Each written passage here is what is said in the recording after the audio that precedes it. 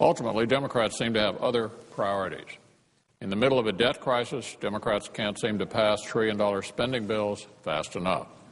And in the middle of a jobs crisis, they continue to push one bill after another containing job-stifling taxes, new rules and regulations, and government intrusion into business.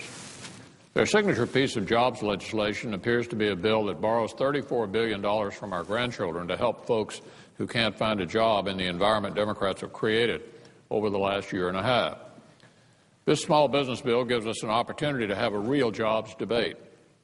But Democrats clearly don't want to have that debate. That's why they've repeatedly pulled this bill from the floor to move on to what they consider more important things, or to get together downtown to pat themselves on the back after signing another job-killing bill.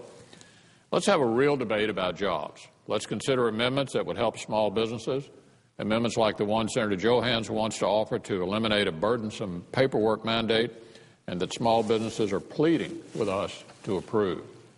Our leader on the Small Business Committee, Senator Snowe, is fighting to keep a provision out of this bill that amounts to another bailout. Members of both sides oppose it. There is no evidence that this new lending program will work. Even the Congressional Oversight Panel has expressed skepticism it will even be effective in increasing small business lending. The panel's report is skeptical it will improve access to credit. Moreover, the panel says this provision looks uncomfortably similar to the TARP bailout. The problem banks and small businesses are facing is not that they don't have incentive to lend.